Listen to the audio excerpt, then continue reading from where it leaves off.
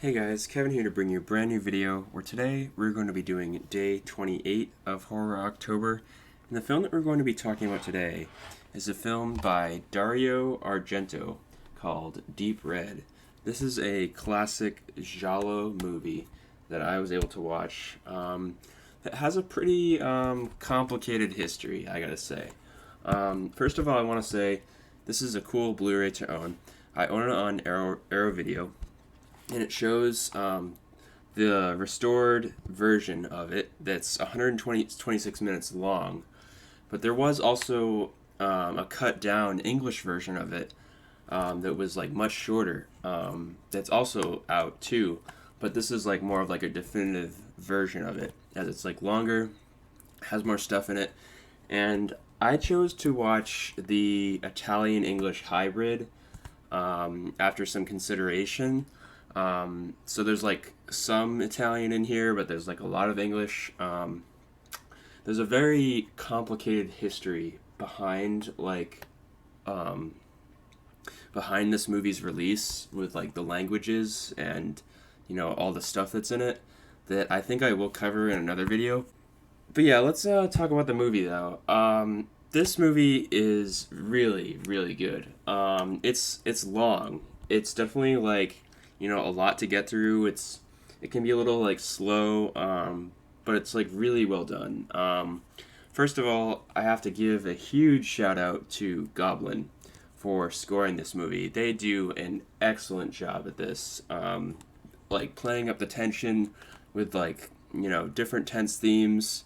And there's like the like low key like bass theme when they're like doing like investigations that's also good. And then there's like the actual like deep red theme where they just show like a bunch of like items on a table. They show like a leather jacket and like a mannequin baby and sewing needles and just like marbles and all sorts of like interesting imagery. And like the great thing about this too is that like this whole thing centers around this murder that happens with this girl actually who was like a telepath, which is like an interesting way to sort of get the story going. And yeah, you have this classic murder mystery story with this guy Marcus Daly, played by David Hemmings, who's really good in this. Who's just this like guy, he's trying to figure out all this stuff about like who could be behind this. He's doing all sorts of stuff to try to like look into this with like the history of this like author who was involved with the murder, seemed like connected to it.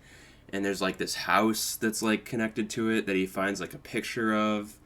And yeah, the story just keeps going deeper and deeper with all of this stuff. And it's not like necessarily like who you would expect, but it is someone like who's like connected to the story. And when it does like come to fruition, like who the killer is, it kind of makes sense. And all the horror that plays out in this is amazing. Like I said before, the score from Goblin is incredible in this. They played up super, super well. Super tense moments with this killer where, like, you don't know if he's there. Like, you feel like he could be there at any moment, and you're just, like, you're waiting to see, like, where he might be. And I have to give a shout out to one of the best scenes in this movie. So this guy is a pianist, and he plays the piano. And he's like practicing the piano, and he just like keeps playing, and then he starts playing this like foreboding like song, like as he notices that this guy is like coming close to him or like near him, and he just like keeps playing and keeps playing. Like normally like you would just think to like stop so you can like listen to see if somebody's there, right? But no, he just like keeps playing and keeps playing, and the playing of the piano like plays up the tension to it. And he's like holding like something in one hand, and he's like playing the music in the other hand, and he's like waiting for them, like basically, and he's like anticipating them like trying to kill him basically. I just really appreciated that. And with this story, we get like this little connection going between like this character Marcus Daly and Gianna. They sort of have like this relationship that's not quite like romantic, they're kind of like bickering with one another over like, who's better than the other basically. And it's kind of highlights like a good theme of like female empowerment and shows like misogyny even, and how it like could be prevalent, here. And there's even also like a gay character here who they like, show, and he sort of like they sort of like make him like unsettling too. So you have that like also that element is also added in. So you can see that, there's some subtlety things that this film is getting at here. It is the 1970s, so you know things weren't quite represented in such like a positive way. So like gay people might have been like shown in like a very negative connotation, or same thing with like women even.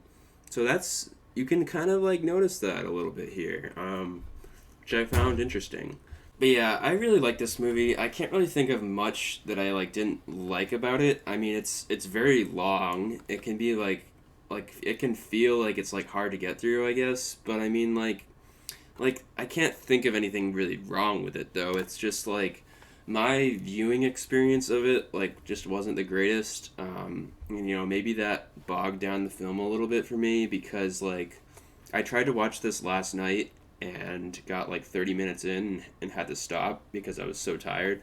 And then I watched the last hour and a half of it today, and I kept getting like interrupted and, pausing it. And yeah, it was just like a weird viewing experience. But, and with the whole like trying to figure out like which version to do and whatnot, I'll definitely do a video on that at a later time for sure. But yeah, I really, really like this film. I'm going to give it a 9.3 out of 10. So yeah, hope you guys have enjoyed this video. Make sure to leave a like if you have, and I'll see you guys in the next one.